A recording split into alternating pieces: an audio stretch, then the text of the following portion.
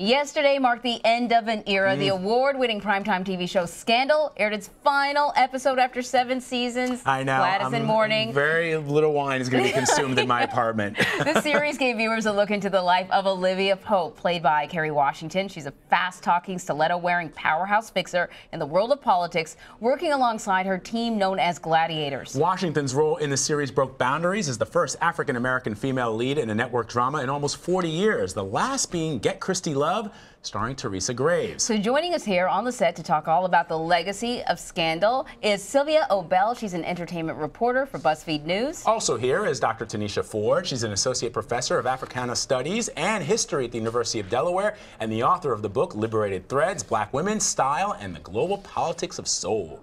Welcome. Thanks for joining us. Hi, thanks for having us. Let us go back to the very beginning, though, because, you know, people may not realize sort of how groundbreaking this was. Right. And I want to ask you guys, when you tuned in to Scandal for the first time, what was it that hooked you? I think it was definitely Kerry Washington playing Olivia Pope. I think even before you saw the first episode, there was some excitement because you saw these billboards and these, like, advertisements where it was just Kerry's face, and she was the lead, and it was a drama. It was an hour-long drama on a network channel, and that's not something I had gotten in my lifetime. She was the first for me, and she was the first to do it successfully. And I think that it was really a big moment for us to see her portrayed that way, in a character that was not only top billing but also a leader on the show, and a leader like in every sense of the word. They respected her, they looked up to her. She wasn't a typical character, and in fact she became an anti-hero, which you never really get to see black women do on television. You see it in Breaking Bad, you see it in Mad Men, but you never see a black woman get to do that, and I really love that Shonda gave her that range. I was here for the political fixer piece of it all. You know, in the social media age where you can look and see what can happen to someone's career just for sending a bad tweet, it just felt like we all could use an Olivia Pope type fixer in our lives. So I was here to see her in her cashmere coats and her designer handbags, you know, strutting around the White House saying things like, it's handled. I was hooked. I call it black feminism in a cashmere coat. Nice. You know, one of the things that I find so interesting about this character, what it was able to do is, you know, as African-American women, so much of what we do is laden with politics. How we choose to wear our hair, how we choose to talk. It always has this additional weight on it. And I don't know if it was because she was a flawed character. She didn't have to carry that burden. She was just She didn't have to be perfect. She didn't have to be what your parents tell you you need to be. To compete in the world, you have to be better than everybody else. Morally, physically, mentally, in terms of your school and work. Here, you could see that this, as you point out, was a flawed character. She did some terrible things. I just watched an episode in this season that was really, really bad. You know, it's funny you bring that up because I actually interviewed Shonda Rhimes about the finale, and something she said specifically about this was that she wanted to relieve Olivia Pope of that responsibility that a lot of us carry, by us black people, carry, you know, when it comes to respectability or having to be a role model. She felt like for Olivia Pope to be able to compete with a bunch of characters who didn't carry that responsibility, that she had to alleviate her of it as well. So because of that, do you think that in Kerry's portrayal of Olivia Pope, she transcended race? In other words, she was just this, just like Walter White in Breaking Bad, he transcends just being a white middle-aged guy. He's a terrible drug dealer. Olivia Pope is this fixer, and it doesn't matter what color she is. Well, for me, it does still matter that she's a black woman. This is definitely a show that's rooted in black culture, particularly the things that we see Papa Pope instill in her, and the things we see Maya Lewis, her mother, instill in her. We know that this is a woman for whom, you know, being black matters. And for her parents, it mattered that she was a black woman who was going to enter into the world, and they wanted her to be able to see herself as having the same kind of power as a white man, but to do so still understanding what it meant as a black woman to walk through the doors that she walked through. And a lot of the struggles she faced were particular to her race. I think maybe when it comes to appeal, she transcended that way, where it was like you didn't have to be a black audience to enjoy Olivia Pope as a character, but she definitely was a black woman and dealt with those issues throughout the series. And of course, you know, this opened the floodgates, right? To a host of, I tried to sort of make a list, Being Mary Jane, How to Get Away with Murder, Empire, Queen Sugar, American Crime, The Chai, Insecure, Blackish, I mean, on all sort of platforms, right?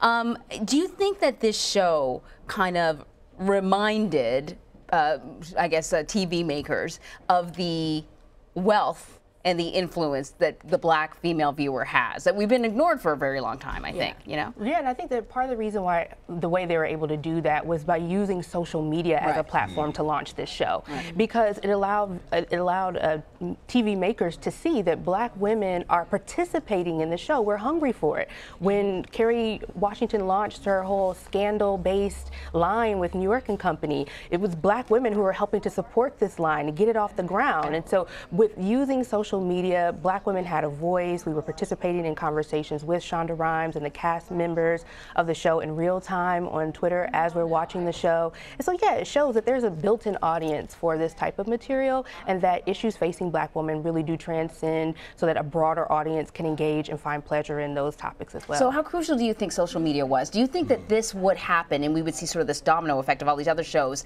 say 30, 40 years ago when social media was not as prevalent?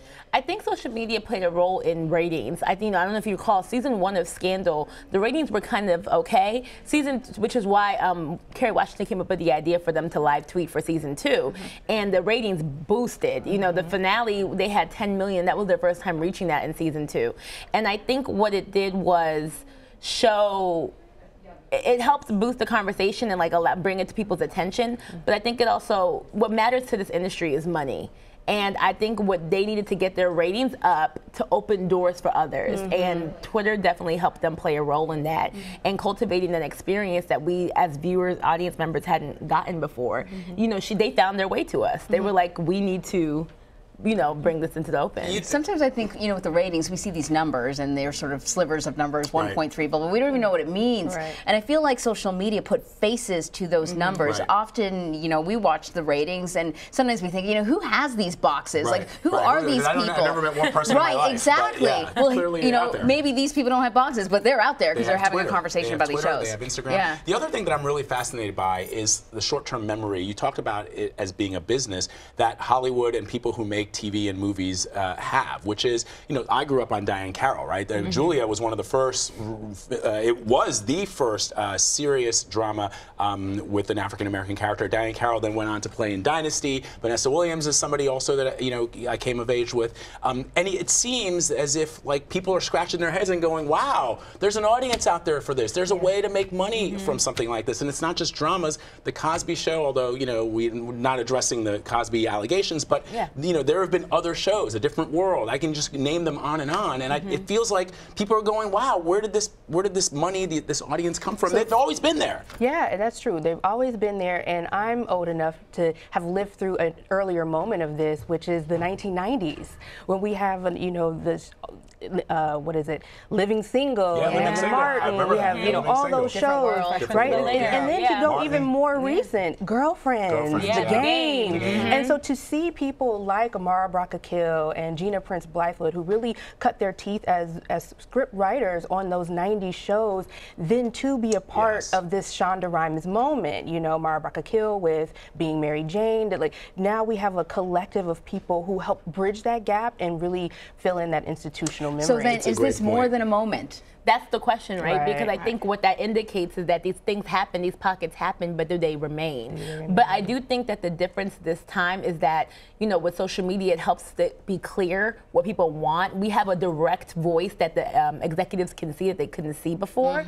And I do also think that the type of characters that are on TV now, all those shows that we mentioned were really great. But I think the great thing is that a show like Scandal wasn't a black show. It wasn't a fully black cast. It was a black woman who was the lead of a diverse show.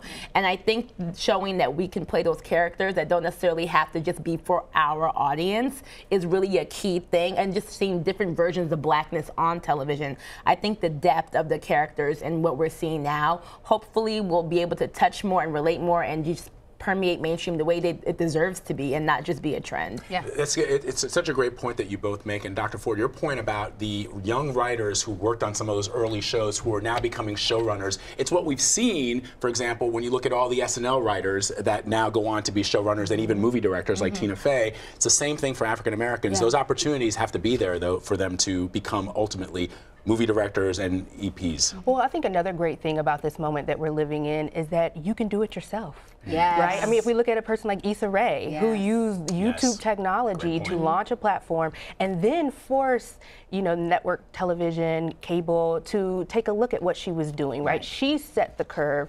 And it also means even if we look at Shonda Rhimes, who's leaving ABC for Netflix, that streaming television too has also created opportunities for creators to see a range, be able to express a range of their own creativity. So I'm excited to see even what Shonda Rhimes will do at the Netflix platform. Such a fascinating discussion. Thank you both for coming down and talking to us. We appreciate it. Thanks for not spoiling it for Vlad. Yes, thank you very much. I got the whole weekend ahead of me, so I'll be texting you guys on social to talk to you about the ending.